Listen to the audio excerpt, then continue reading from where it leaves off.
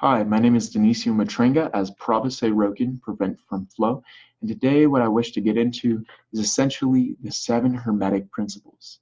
And so to begin, the 7 Hermetic Principles are believed to be transcribed from Thoth, which were taught by him, and whether or not Thoth was an actual god or a wise man, many believe one or the other.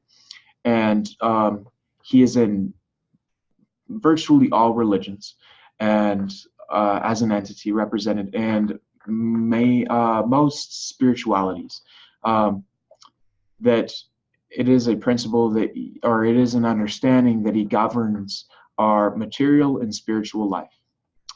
So to begin, the first law, the law of mentalism. So with the law of mentalism states that all is mind and the universe is mental.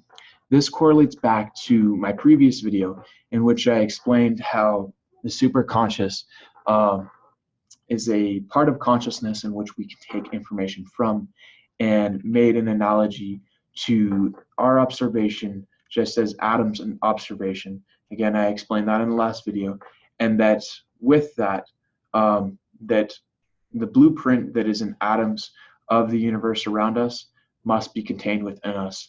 And thus, that must be the place in which the information we can draw from the universe must come from. The second principle is the principle of correspondence. As above, so below, as below, so above.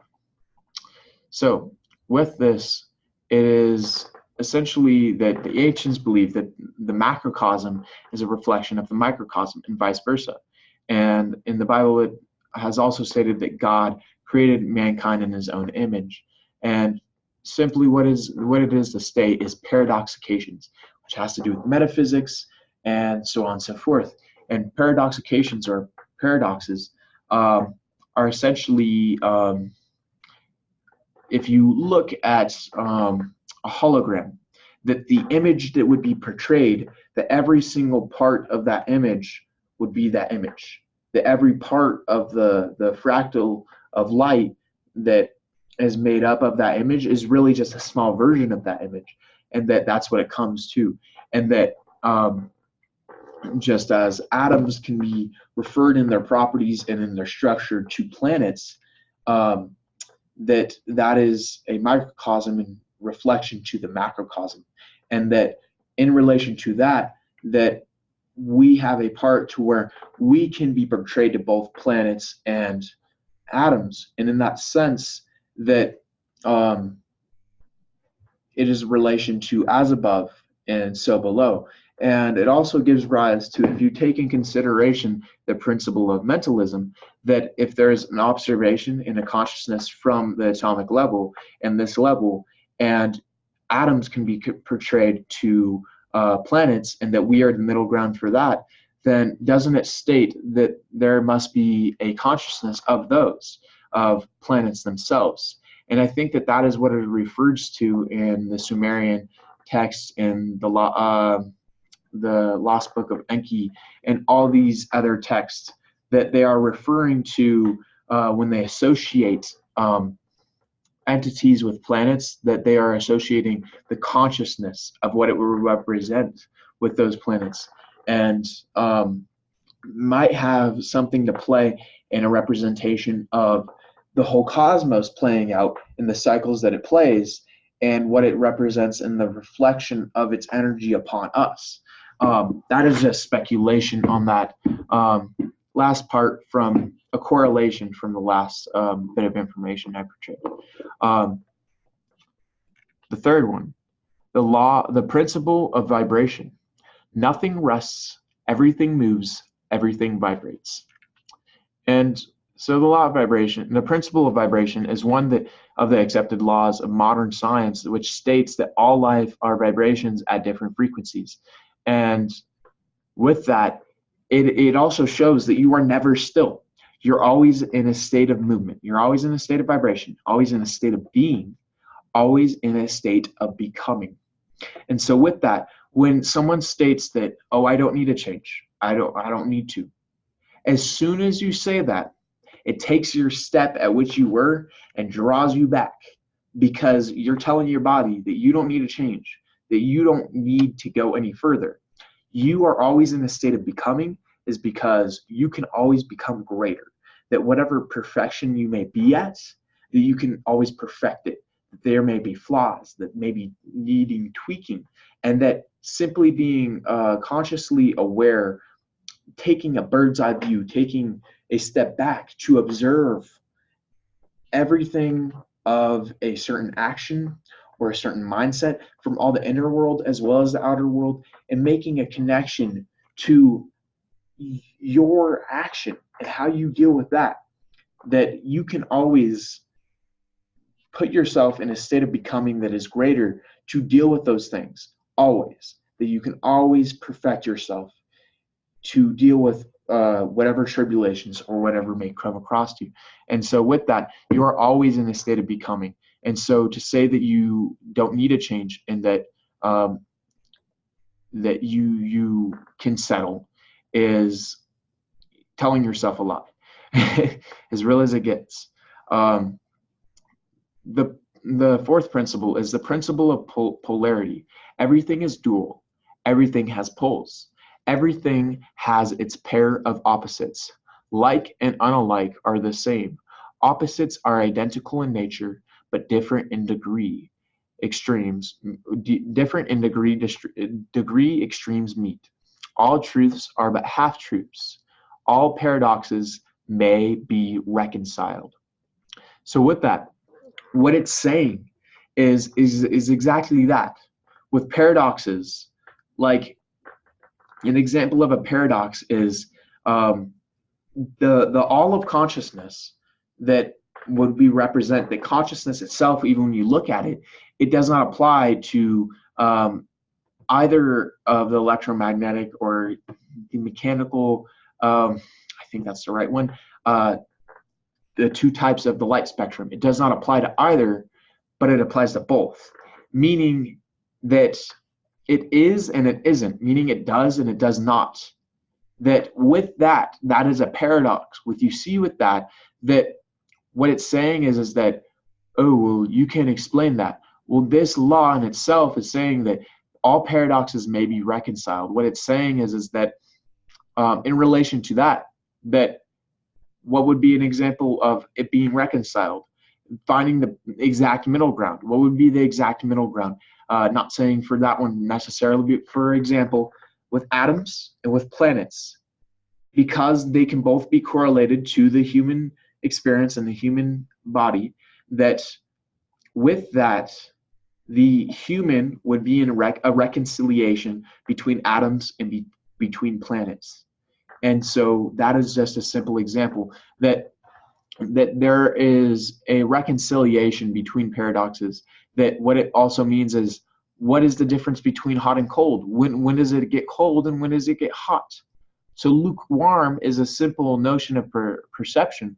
But even then, what it's simply saying is that, like, also say for life, it has to have a suitable amount. And then even with that, with life, that it gives fruit to having a sort of perception to where it can take in more cold or take in more heat. And that even then,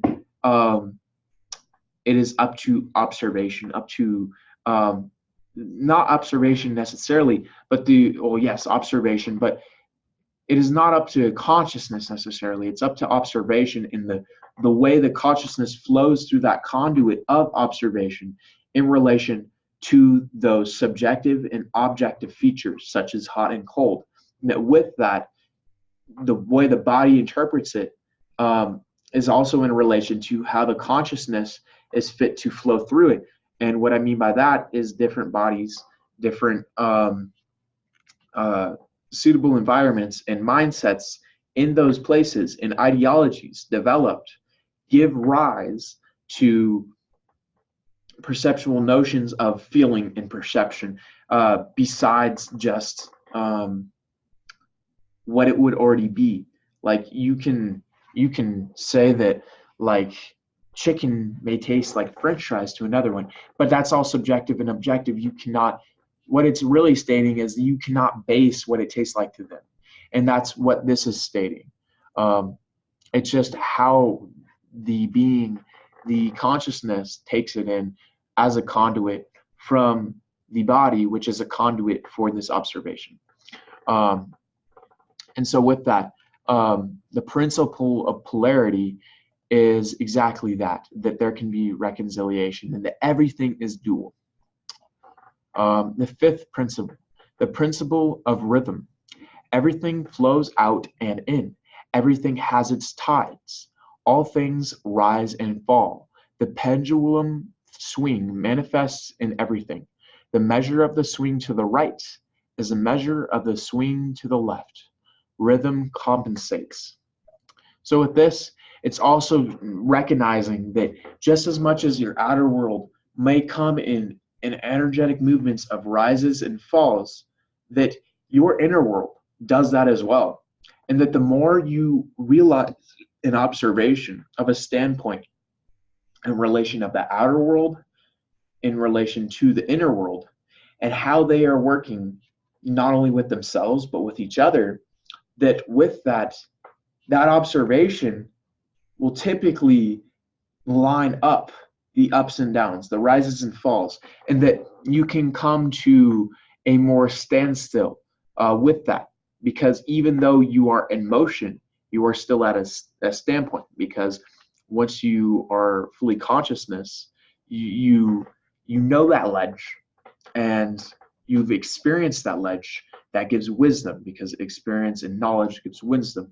And so with that wisdom gives fruition for expansion. It gives rise to ponderance, to what you can think upon and expand upon that knowledge and experience furthermore. And so by being able to have that wisdom, you've been able to make an acceptance and get to a still point.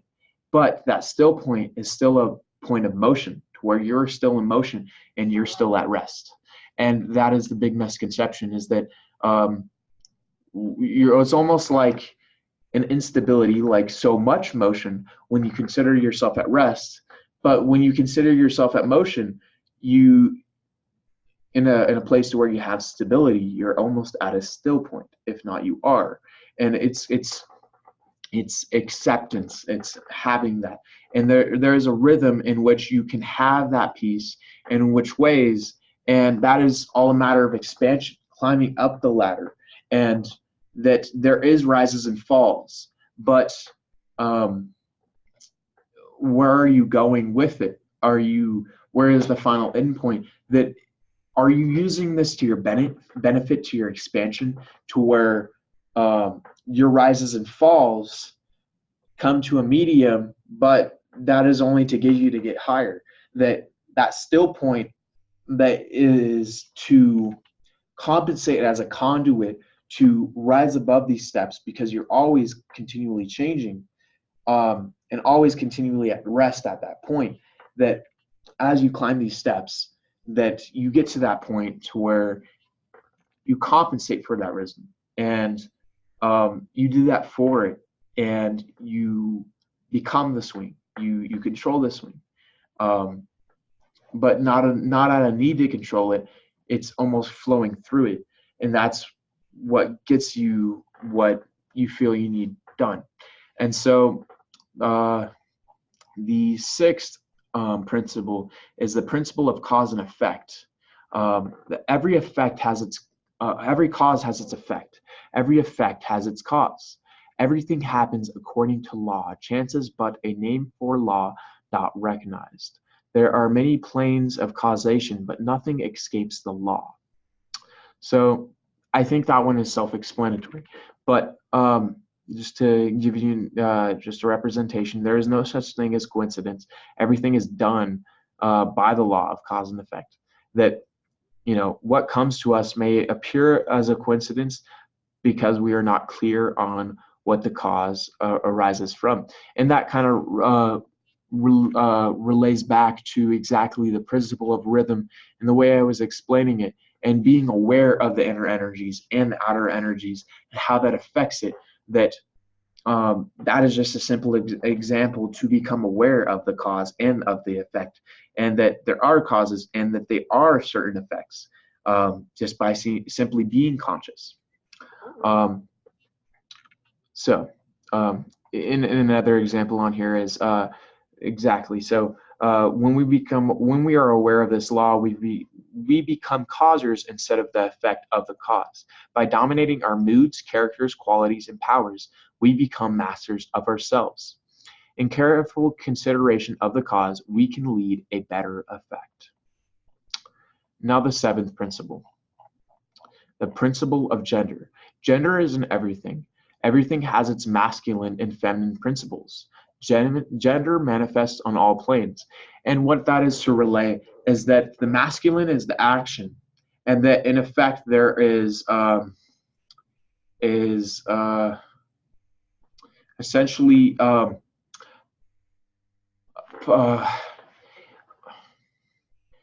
masculine is the action, and there are certain principles and certain potentials that come out of that are as an effect to that.